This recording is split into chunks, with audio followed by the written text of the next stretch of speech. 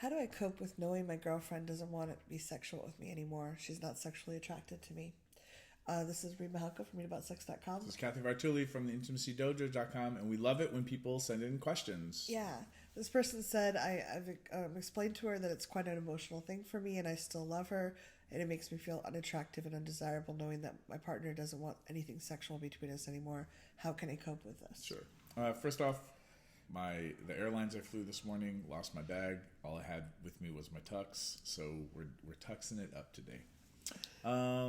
Yeah, this is an interesting one because this goes deep in a lot of different directions. Yeah. First off, we are not therapists, nor do we play therapists on television or the internet. We're coaches. We are coaches, and we're giving advice, and we don't even we think it's good advice, but you be the judge. Deep questions like this, you might want to get some support. Go get a therapist or a counselor just to kind of have somebody else that you can talk with and get witnessed by. We can answer the question, but it's not the same as a back and forth conversation or having somebody who's trained to listen and offer feedback. Yeah. I'm going to say that. Second, around, being in non-sexual relationships, or it sounds like relationships that were sexual, and then they've become non-sexual. Yeah. I think part of the problem is our society teaches us that if you really love somebody romantically, you want to be sexual with them, and if you ever wanted to be sexual with them, you always want to be sexual with them. And it's just like this key that you either have the key to the door or you don't have the key to the door. And the truth is people's needs change at different times, their interests change, what turns them on changes, and sometimes we can keep changing together and evolving and want to have sex our whole lifetimes. But to me, it's like each day we're choosing each other. Mm-hmm. And then there are people that are in situations where maybe they're changing medication, or, there's big conversations with people who are experts in these ideas of folks who are getting treatment for cancer and chemotherapy and how that impacts libido. And certain medications can impact libido. Changing birth control can change that as well. Yeah, what you're attracted to. So bringing into other situations of looking at why the sex left, and where what's happening there, and that's not necessarily, it's not a bad thing. It's just a thing, and can you have conversations to see what's happening and talk more about what's going on in the relationship. The other thing you can look at, to me, it's never, I've been on both sides where I still wanted to have sex with someone who didn't want to have it with me, mm-hmm. or they wanted to have sex with me and I didn't want to have it with them. And I've never found it really helpful to try to convince them to be different. Mm. Because one, that just leaves me in the side of pulling at them if I'm trying to convince them. Or if someone's trying to convince me, I feel pressured and I want to pull away more. It's not wrong to ask for what you need or want, but kind of saying, why won't you, will you, can you please do this with me? In the long run, it's never worked for me. I'd love to know if other people have different experiences. Working on my own feelings and knowing, okay, if this person doesn't want me, how can I support my own belief in my attractiveness and my value without needing because having sex with someone you love it's a big boost. It feels really good, and our society teaches us that means that you're valuable. How else can you reinforce your value? How else can you support your value in yourself if you're in an open relationship? Going out and finding people that do want to connect with you, but also doing work on any low self-esteem or low confidence that you're having. This might be a wake-up call of things to address. Notice what in particular you're feeling low status or less attractive around. Certain activities make you feel that, and use that as detective work to figure out where you can bolster that up and put in some supports. Mm-hmm.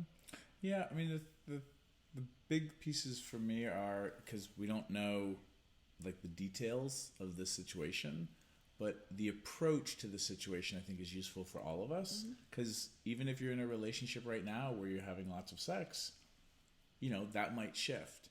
So being able to one, build a relationship where you can have deep conversations that don't necessarily have answers, feel like you can support each other in the unknown or even in the known, and be able to have grown-up conversations, get therapy for yourselves, go to therapy or counseling together, take a workshop together or separately, so that you're. I mean, these are all opportunities for growth, as long as there's not physical and emotional abuse. You know, I think it's up for grabs if you want to stay in the situation and try to work through it, or if you want to transition the situation. If you're in physical and emotional abuse, that's a situation where you need to take care of yourself. And, you know, I'm not going to tell people you have to get out of the situation, but you should be getting support. I'm going to say, no matter what the situation is, if it's emotional, physical abuse, get support.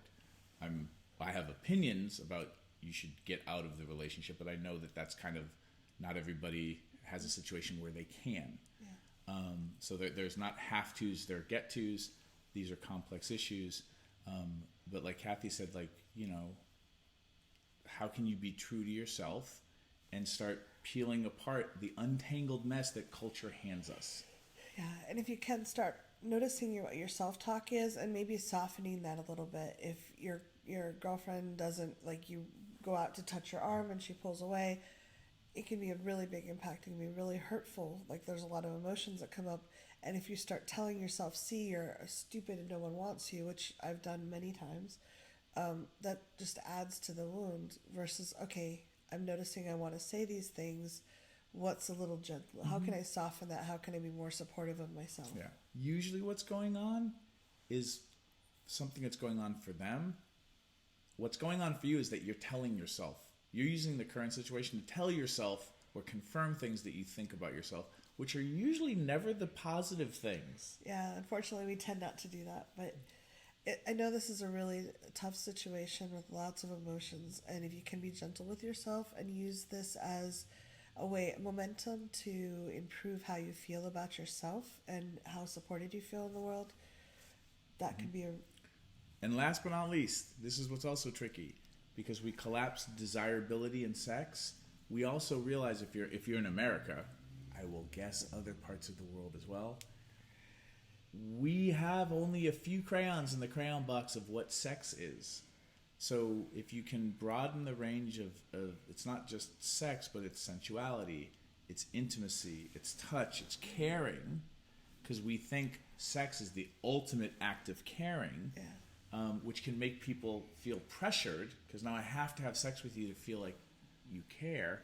Like, is there cuddling? Is there a massage? Is there just walking down the street holding hands? Like, what are those things that you can do that are also ways of feeling connected and feeling intimate and feeling desired? And again, this is a hard question to answer and really dig into in 8 minutes. But thank you so much and continue sending us the deep questions. We really appreciate it. Yeah, thanks for your vulnerability. Thanks for watching. If you'd like to subscribe to my social media, it's right there.